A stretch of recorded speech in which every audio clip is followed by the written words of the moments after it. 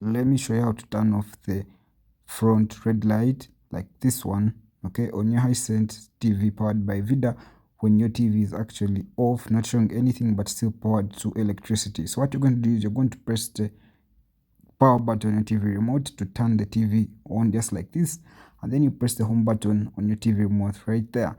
And then you're going to see the settings icon showing right there.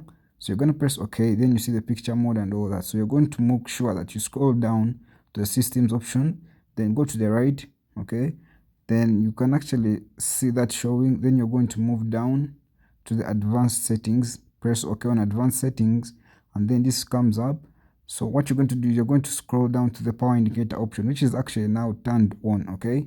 So what you're going to read, you can actually set the power indicator display to stay on or off when in standby mode.